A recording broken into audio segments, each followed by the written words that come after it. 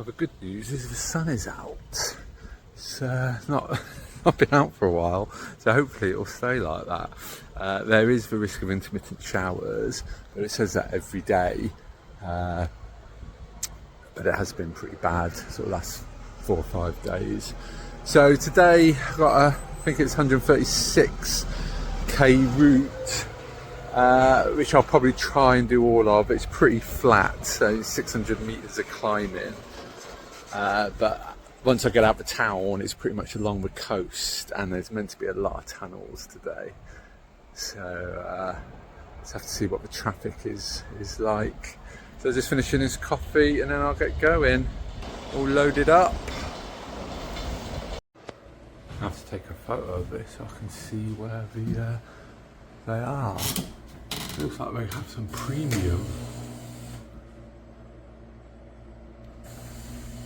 Well, I've only done 3k, but the lights were on red and there was a konbini, so didn't bother having a coffee. So just a Coke and a double chocolate and custard, the croissant pastry thing, £1.81. Kev told me he likes the prices updates, so I'll go back to doing them.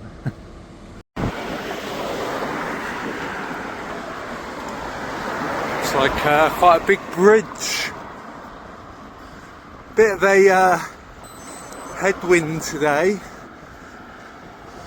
or cross headwinds, but so if it was just a bit the other direction and a cross tailwind, we'd be able to make really good progress.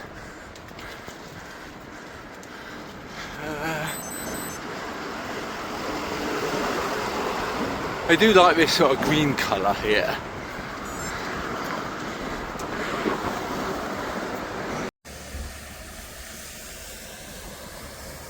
So the sea is here, so I should be going along this now for all day long, and considering that it's a national cycle route, all should be fine. And if there were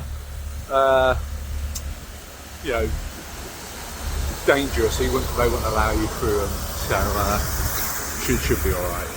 Steady progress so far. Let's see, there's another sign there for the cycle route. Go straight on or left? I'm going straight on. I've got the countdown on. So it does make a change after maybe, I don't know, 4 or 5 days of urban rain. So the traffic lights always here.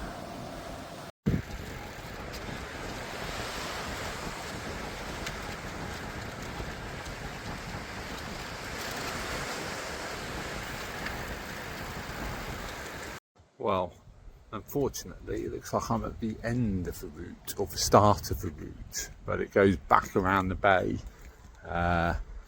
So you've got, goal 102, so start point there, and then if you come from that way, then you've got the end. So, it's a bit of a shame, really. So you've got the train there, so it looks like it's going to be on the main road. But there is a motorway parallel, so hopefully most of the traffic will be on that. So I'll see how it goes, and then maybe come back and get the train if it's too bad.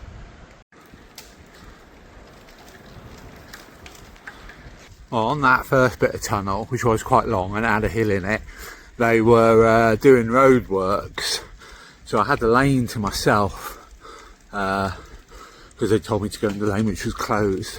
So that was quite good, and then that bit ended, and then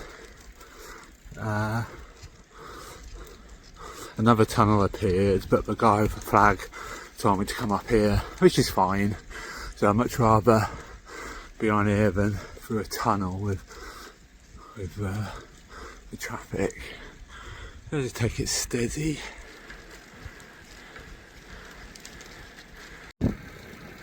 Definitely more scenic than in the tunnel so far, anyway.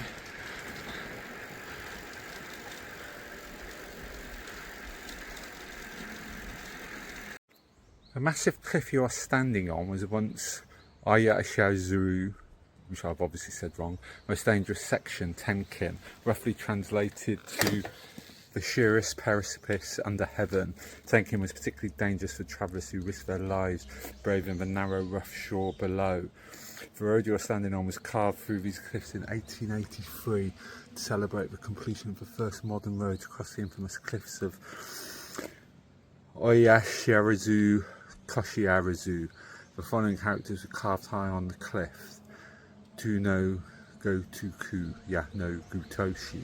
On the cliff, characters are written right to left, and they mean smooth as a wheat stone, straight as an arrow. The sentiment embodies the pride and joy felt by the local people at having finally tamed the sheerest precipice under heaven. There's those guys doing the hard work. There's some other signs saying it's an area of national scenic beauty, which I'm not going to argue, and a big rock to sit on, I guess. There's a cliff.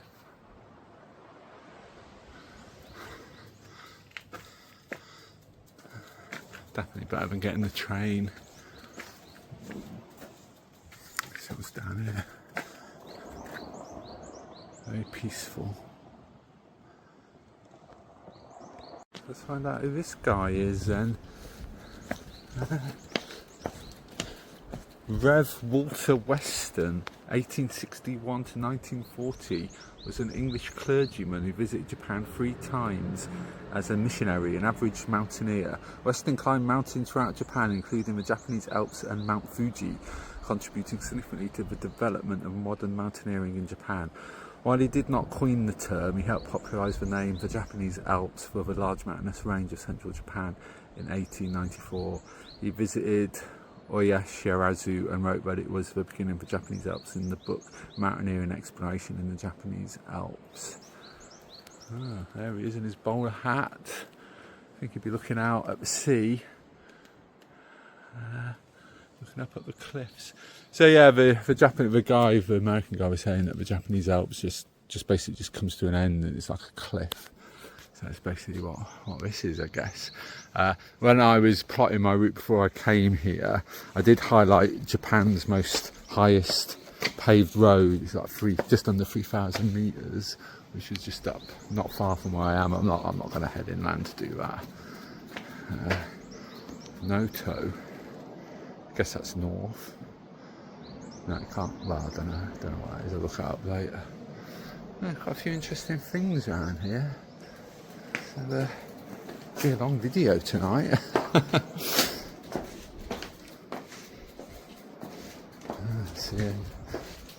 Benki's Fountain of Strength, said to be discovered by the 12th century warrior monk Benki. Travellers drank from the spring before setting off through the treacherous shores. Okay, I'll see if I can get a drink out of the spring. That says Sado. It's pointing in the same direction. Well, rough, no, it's a bit off. But it's not north and south. While her Namiyoki Cannon of the Waves, when her child was swept away by the waves, her mother prayed desperately to the Bodhisattva Cannon for aid. The child returned back on the next wave, and Cannon had been worshipped here ever since. 3. Beard Shaving Rock. Travellers clung to this rock to escape the waves. Many who slipped were said to have their beards shorn off by the craggy rock face. Tuno Gotoku Yano Gotoshi. These characters mean as smooth as a whetstone straight out before. That was on before. These caves and services were the only refuge for travellers along the shore. Stormy seas could leave travellers trapped in the caves up to a week. The long run. This section between Otukuru and Ana was the most dangerous of all. Hashi Kiriomi Run-In. Travellers could relax once they reached Hashiriki Komi for prayer. Namu Hendru Konju was carved into the cliffs here.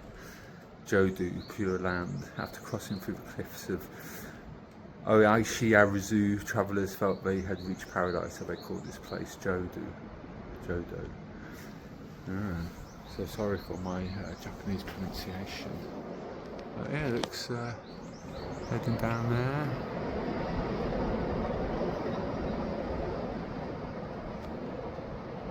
And this is on the outside. 4 generations of roads.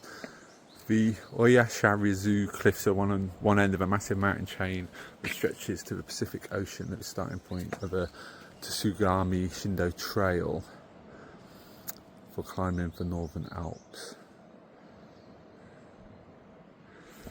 And that's how they formed. Push from east and west as land is pushed inwards, 3,000 metre high mountains form. The edges of mountains range collapse, forming Oyashirazu, present day. Parents unaware a child with code pillar waves vanishes in the foam along the Koshiji Road. And this is what I just filmed, so that's what I'll be going down in a minute. View from the observation deck.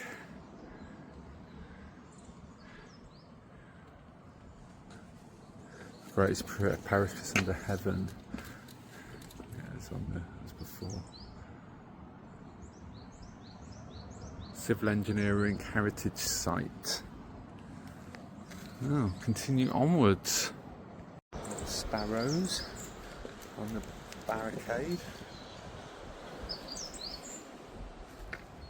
Some more statues. Guessing that's a lady who lost a kid. Another observation thing. A telephone box. That's a bit random.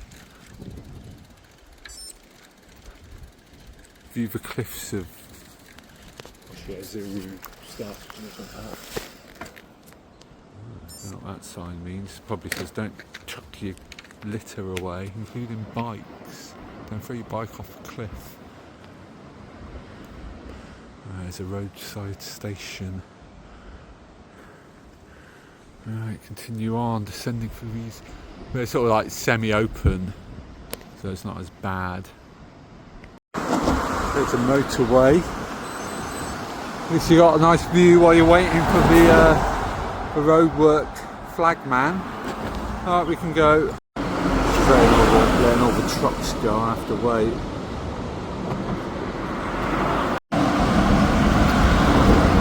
Because there's the roadworks, all the traffic comes in batches, so you just wait for it all to go through and you got it to yourself.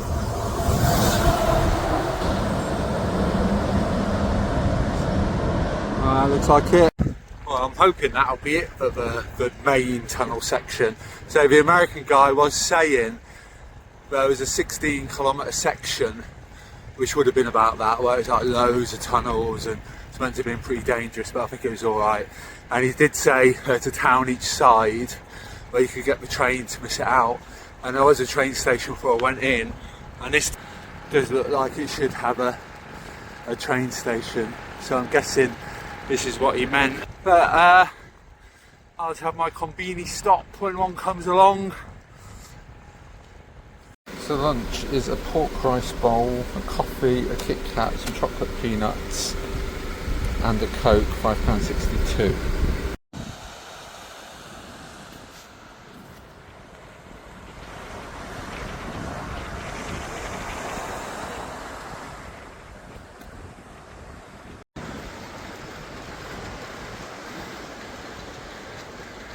I've been going along this road for, we've been going for over 40k since the stop, 5k through the town and then like this. So it's very scenic, but first time a cycle path has appeared and there's been a lot of traffic. My radar is like constantly beeping.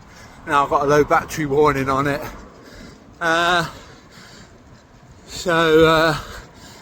There's a cross headwind coming in off the sea. It's not too bad, but I was just thinking, God, if it would just shift for like 30-40 degrees, I would have been flying along. So, get to this town and then have a stop and then decide what I'm going to do. So, I think the next town on where the other hotels will probably be about 45k, so it'll be another couple of hours, but it's still fairly early, so I'll just see what the options are and what I'm feeling like once I've had a break. But yeah, it's very pretty. There's been some surfers, but I didn't want to stop and take videos, so just quite a busy road, not much of a hard shoulder. So just having a roll on the cycle path now and enjoying the view a little bit. Stretch my back out. You just don't move position, which for me is not good. It's like stiffening up. This was a litre of water, a green tea, cornetto, and a Snickers. I think it's, well, check, £3.44. So I've done E4K, it's 3 o'clock, so I'll get this in me and decide what I'm going to do. Have a look at accommodation options, whether to carry on or not. Interesting, what you call them, lampposts on this bridge. So yeah, what I decided to do, I did see a good hotel which was about 34k away on the beach. So it was about perfect sort of distance really, but it was sold out. And then there was another one there which was really expensive. It was only like a small town, so there's a couple over here. So rather than cracking on into the next big town, they're really fancy, which is a bit further than what I wanted to go or feel like going now. And you know, at the end it will be like traffic lights and stuff. So good to see what these two are like. Oh, better be careful there. See what it's like. Should be alright. Oh, seems a bit deserted. Konnichiwa. Well, I'll press that bell. But I think it's unmanned, then you might have to ring the number. So you couldn't book this one online.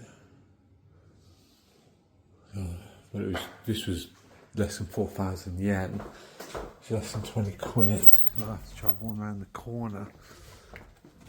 Oh well. So here is hotel attempt number 2. This is it's like a little living.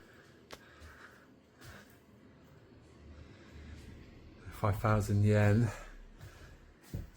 So, nice hard bed on the floor. Communal shower room. Yeah, the reason I went to the other one first was it was 1,000 yen less, but some of the reviews on this one did say that it had a bit of a smell. It is a bit musty, but it's fine. So yeah, got a lot of room. Bike is in the reception area, so it should be all right in there. Not a lot around here, but there's a konbini just up where that bridge was. So I'll probably just have konbini food. I could have carried on, feel fine, could have carried on, but I always think that I should have. But at the same time, I'm thinking I am doing a lot of consecutive days, and there's been no rest days. So it's better to finish the day thinking, oh, you could have carried on, than thinking, you know, it's like becoming a bit of a slog at the end, I think. So go and get showered and then go and get some food, I guess. Just off to dinner. Not a lot around here, so probably the konbini. Can't be bothered walking into town. There's some misty mountains.